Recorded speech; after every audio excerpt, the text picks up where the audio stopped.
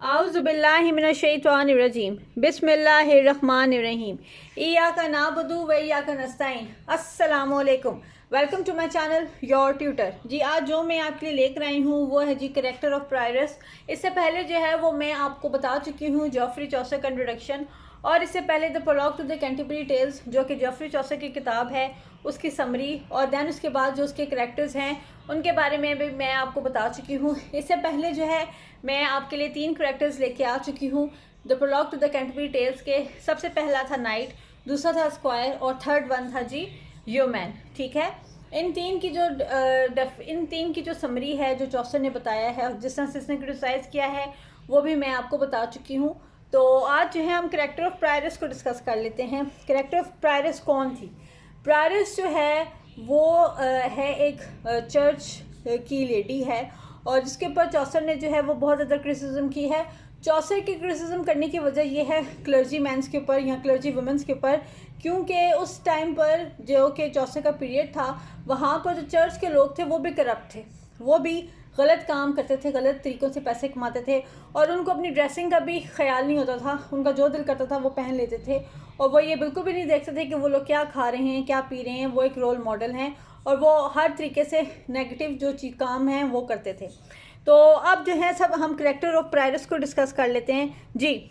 In the prologue to the Canterbury Tales, Geoffrey Chaucer introduces the prioress, Madame Eglantine, as a refined and graceful nun who carefully maintains an image of courtly elegance. जी, prologue to the Canterbury Tales जो कि Geoffrey चौसर की किताब है उसमें उसने तारुफ कराया है प्रायरस का। प्रायरस को उससे मैडम एग्लेंटाइन कहा है, और वो एक बहुत ही अच्छी नन है, और वो हमेशा जो है कोर्टली एलिगेंस यानी कि वो हमेशा जो है वो इस तरीके से तैयार होती है जिस तरह के एक कोर्ट में तैयार हुआ जाता है। She speaks French through not fluently in the Persian style and carries herself with the delicate aristocratic manner।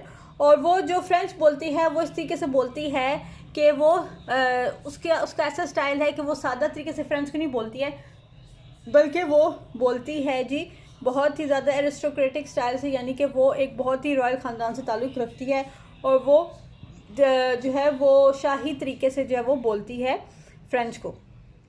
Her table manners are impeccable and she exhibits a tender heart, showing compassion for animals, especially her small dogs। और जो none है, जैसे कि prioress जो है वो एक none है, और जैसे कि उसने बताया है उसका जो दिल है वो कि बहुत ही नर्म और नाजुक है। वो हमेशा जो है जानवरों के साथ जो है वो बहुत ही अच्छा सलूक करती है, ख़ास तौर पर जो उसके छोटे कुत्ते हैं उनके साथ। She is described as wearing as beautifully crafted rosary with a golden brooch inscribed अमोर विंसिटमोनिया, love conquers all.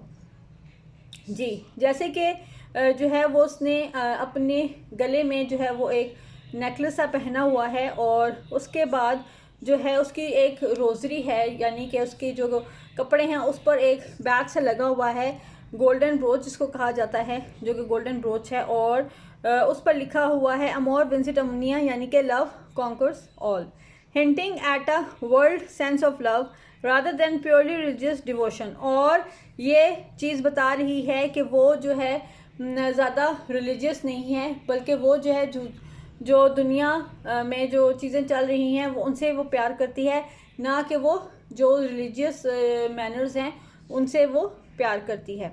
Her physical appearance, elegant clothing, a bare forehead, a sign of beauty in mobile time, and a graceful demeanor suggest that she is more concerned with social status and charm than that strict religious austerity।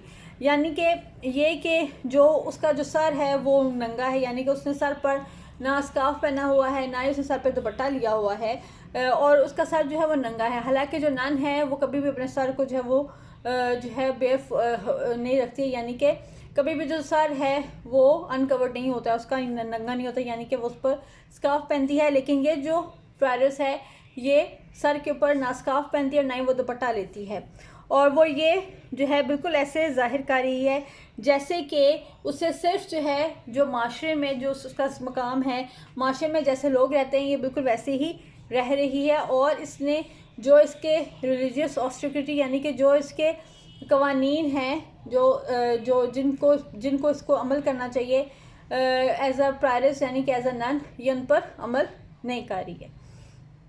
Ji, Chaucer's portrayal of the prioress is both respectful and subtly satirical, as he highlights her noble aspirations and gentle nature, while implying that she is more preoccupied with refinement and sentimentally than with deep spiritual matters.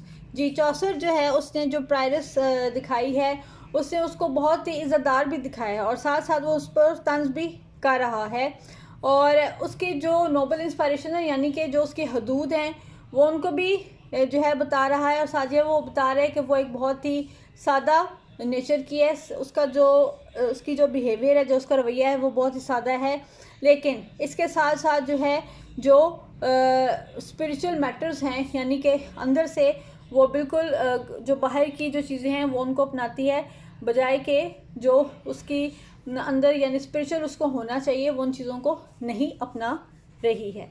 तो मैं उम्मीद करती हूँ कि ये जो मैं character of prioress आपके लिए लेकर आई हूँ ये आपको समझ में आ गया होगा और इसके अलावा आपको इंटरेस्टिंग भी लगा होगा।